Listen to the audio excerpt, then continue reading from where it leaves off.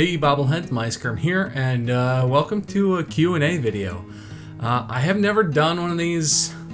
I don't think I've done one of these. I've done maybe a stream before where I answered questions, but really, like, for a long time I've been thinking, because I watch my friends' channels and other guys like Jack and Mark do reading your comments or Twitter or Q&A sessions or whatever, and I always watch and I'm like, how do I do that? But I want to make it good, and I kept thinking about it, and for a long time I was like, man, I want to do a Q&A, but how do you make it goodly? The answer is you just do it, honestly.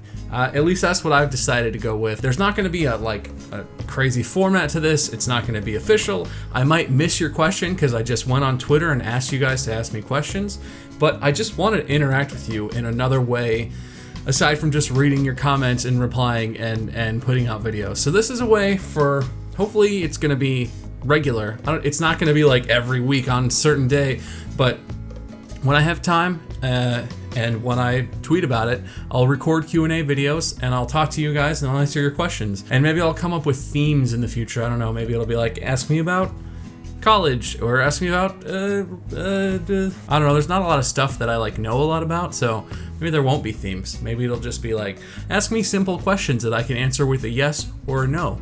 Because you know, I don't want to strain myself. I just want to talk to you guys.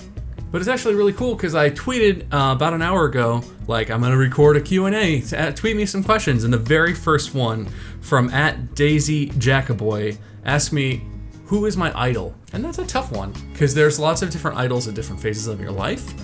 But if I had to pick lifelong hero, I'd say that maybe my first idol, aside from my parents, because parents I feel like is an easy choice for a lot of people. If your parents were good role models, or if you look up to them, I look up to my parents. That's an easy choice. But if I ignore them, my first idol, my first role model is probably my band director from high school. He retired in the middle of the time while I was in band in high school, but he gave me private lessons all 4 years of high school, or most of high school.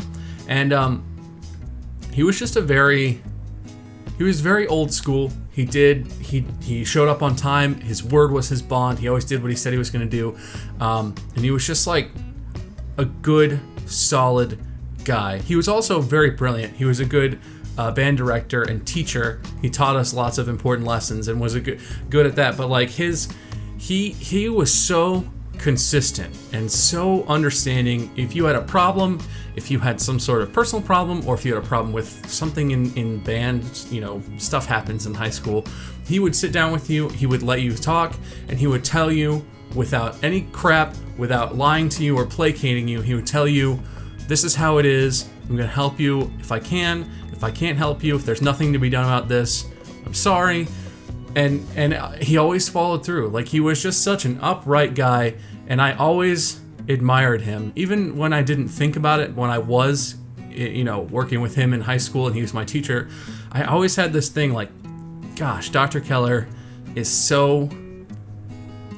I hope that I can be a good, reliable, dependable, consistent person like him when I'm an adult, because he was just so...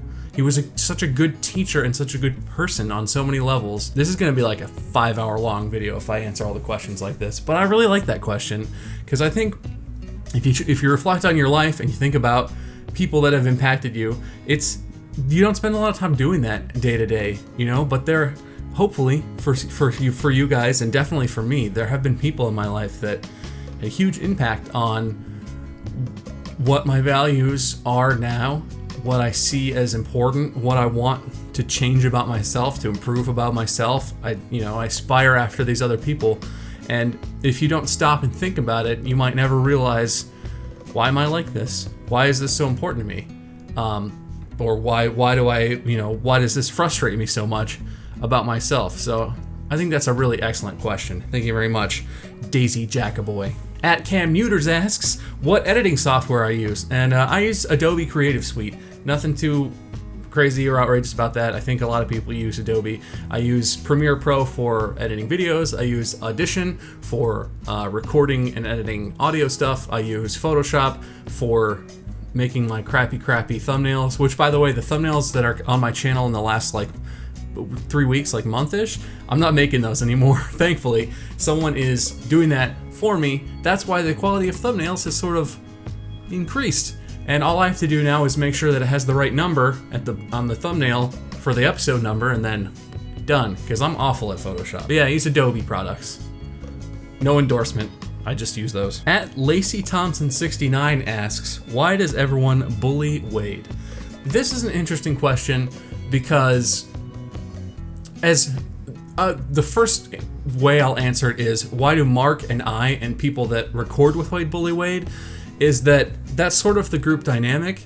Is Mark is loud and in charge, and he's like the loud one. He's always like aggressive and making jokes and making fun of people. That's his thing. And I'm quippy, and I can make a good like one-liner or something based on what people have said. I can be funny. I don't think I'm that funny, but everyone keeps saying it, so maybe it's true. But neither of us is very good at taking criticism. Like, I'm really thin-skinned. If someone said something to me that's mean or that's critical, I'll get offended, or I'll just be like, oh, okay, I guess you're right. Like, I have no toughness for that. And Mark just tends to ignore it. Like, a lot of people, call him dumb or make fun of how he does when we record together, make fun of him for sucking or whatever. And he's just like, you're just an idiot. Like, he doesn't even care for 2 seconds. And so Wade sort of just naturally becomes that target because he's such a good-spirited guy that he doesn't mind taking that, and he usually has a good pun to turn it right back around, or to deflect it, so it really is just like, Wade's the only one of us who really can take the punishment of being the one that everyone keeps making fun of. I could never do it. I would be sad all the time if I was in that position. So that's how that happens between us. And between friends, like between Wade and me and Mark and friends, we all sort of know that. And after we finish recording, if we're like super hard on Wade, everyone's kind of like, sorry, Wade, that got out of hand. And he's like, I know, it's fine. We don't talk to him like that when we're hanging out in real life. That's just sort of how it works when we're all trying to like be, we're recording and we're on and we're making jokes and everything's happening. But to answer this question in a different way, why does everyone like who watches the videos, people on the other side of the camera, make fun of Wade? I don't honestly know. I think it's misguided. I feel like a lot of people just yell like, shut up, Wade, like, oh, fuck you, Wade, because we do that in the videos, and it's like they're mimicking that, because I don't think that many people like actually dislike Wade and just want to like rip on him and he sucks. But I think it's hard to differentiate in the videos when we as friends give him a hard time and really, really dig into him, and then after the fact we're like, sorry dude, that got out of hand, and we talk about it and move on and it's fine. But when you're just a stranger yelling shut up, Wade, and he hears it for the 100th time, that's not as funny. And there's also no context for that, where after you yell shut up, Wade, you're like, I'm just kidding, sorry, Wade, you just yell shut up and then walk away and he never sees you again, and it's like, it's kind of mean, and I wish people wouldn't do it. I think people are always going to kind of emulate, what we do in the videos, because the funny jokes, people want to repeat them, and it becomes, that's how you bond over stuff.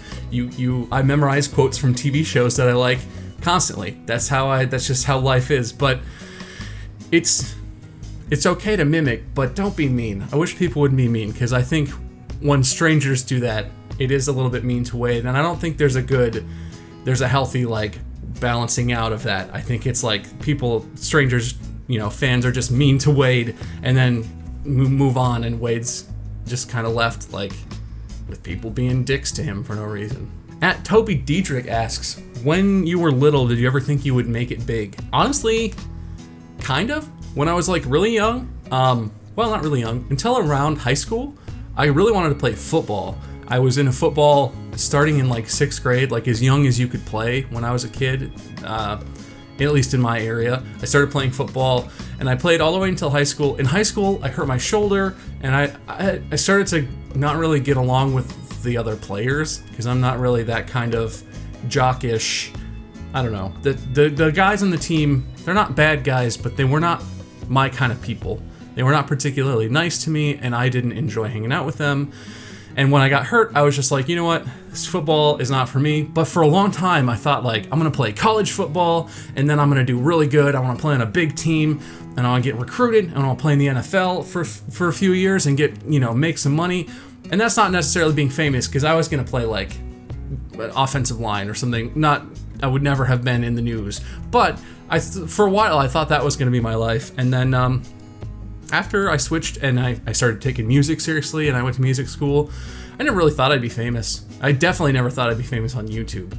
I figured, even when I started my YouTube channel, I knew like, okay, I'm connected to Mark through Drunk Minecraft and Wade, and they have their own channels and they're starting to get a lot of subscribers. So I'll probably get some subscribers just because like I'm friends with those guys and people might know who I am. But I never ever thought I would be at 500,000 subscribers, over 500,000 where I am right now. Never thought I would have my own, channel and streaming and go somewhere, go to a convention where people are excited there just because I'm there and not they're just there to meet Mark and also I happen to be there. Like, never expected that. It's so crazy. At X Here For You asks, why did you continue law school when what you wanted to do was YouTube? That's an interesting question, because I remember after I started YouTube and I started to get some subscribers and I started to think like, maybe I could have my own channel and maybe I could make a career out of, well, not a lifelong career, but maybe I could have some fun doing this and I could actually like make enough money to pay bills, and maybe this is something I could actually do. But I was already committed to law school. I had a lot of long days and nights thinking like, God, do I quit school? Do I stay in school? How is this too risky? A lot of thinking, a lot of talking to Mandy, because at that point we were, I think I started it right before we got married, but basically we've been together and engaged or married since YouTube was a thing that I was going to do with my time. And it was difficult because I wanted to quit school so bad. School, especially grad school, is difficult, takes a lot of time, and I wanted to just be like, fuck it, fuck school. YouTube is fun and it takes work, but it's easier than law school. But ultimately, what I decided was, and what Mandy also sort of helped me figure out was, I had committed to law school. I had already spent a lot of time going through the process of getting into a law school. The first year of law school is the hardest year. The class schedule is extremely intense on purpose because they want to try and push you to your limit. And so if you can't handle it, you drop out during the first year. But I had already gone through that and I was like, look, I've committed to this. Maybe I can do YouTube while I'm in school, but I can't give up on law school, this thing I'm committed to now and that I've just started and put a lot of sweat and tears into. I can't give it up. And so it really came down to like, I couldn't just give up on law school just because something cool had come along that was a good, that seemed like it could be a good option. And that was really it. It was a hard decision, and law school was still hard, and it was really hard to do YouTube the way that I did during school because I didn't get to post very much. Sometimes I would go for like a month without posting a video, and it's just hard. I couldn't give up on school. Once I was already committed to that, even if it would have been so much easier just to quit, I didn't want to just quit and never know, like, could I become a lawyer? Could I finish law school? Throw all that work and money that I'd spent on it too down the drain, and I couldn't give up on it. At Mystic Wolf tweeted at me and asked, what is the most vivid memory you have? Which is interesting. I appreciate that it's open-ended because I think that's cool, and I think this is particularly interesting to me because I don't have a very like strong memory. I don't know. I mean I remember TV quotes and I remember important things in my life, but if you ask me like what I had for lunch 2 days ago, I don't really remember. If I really thought about it, I could probably remember, but my memory is very fleeting, and sometimes I just straight up forget stuff. This question draws me to one event above all other things, absolutely and completely. There have been some stuff in my life, like when I graduated high school, that's pretty vivid. When I graduated college, that was very exciting, pretty vivid. There have been some really cool moments that have happened in my life, but the one moment above everything else that stands out is I remember, oh my gosh, I'm gonna make myself cry. Are you serious? It was on the day that I got to marry Mandy. I remember we were doing pictures during the day. We did some like before the ceremony and then some after. And so we got pictures done sort of separately as we're getting ready. And then there was a moment where we did a picture of the first time that I saw Mandy in her wedding dress with her hair and her makeup all ready for the wedding. The first time I saw her that day, all done up. And I remember we were in the back of the chapel where we got married, and she was standing a little ways away, facing away from me. And the photographer wanted to capture this, right? So she had me come up around the corner, and then she wanted to take a picture as I walked, and I saw Mandy from behind, and then I walked slowly over to her, and she turned around, and, excuse me, I shouldn't have picked this. I should have said something else. This is too personal. But obviously this is still super vivid in my mind because I'm remembering every little detail. I remember it so clearly. And I've never been more excited. I've never been more terrified. Not of spending the rest of my life with Mandy, but just the getting married is huge. It's momentous. And I just, that's such an important day and such a huge thing in my life. And I just remember that moment. I remember the rest of the wedding too, honestly. It's kind of a blur, but I remember some of the ceremony. I remember some of the limo ride. I remember the reception, talking to family members and hugging everyone. But that moment where Mandy turned around and I saw her and it was just us in that private moment. And the photographer was there, but like, we're kind of friends with her now. She's cool. Brooke Townsend Photography. Check it out.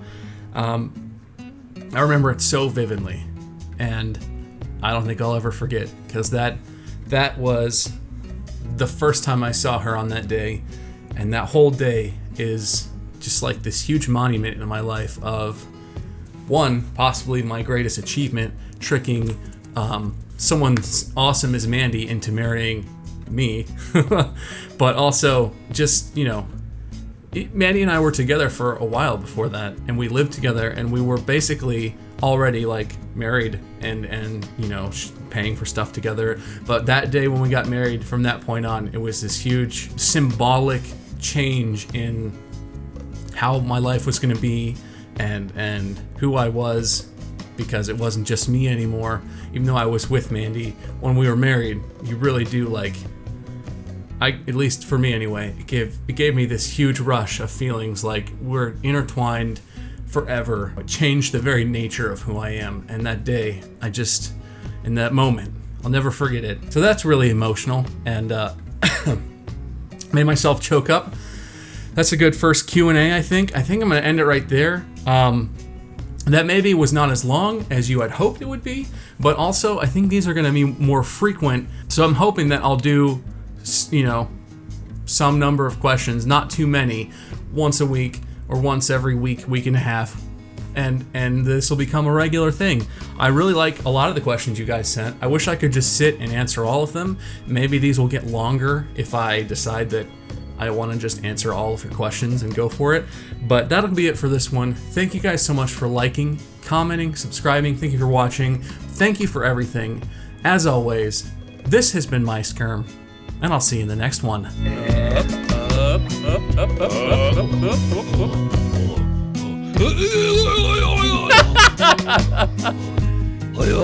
We gotta get to the bar. You gotta simulate the effect of your acceleration though on your body. That didn't work. Did I slow down when I did it? Oh, fucking shit. Oh, okay. That was that. Let me show you how to do it. Did I do it? Let me show you how to. Yeah, watch. Gotta go.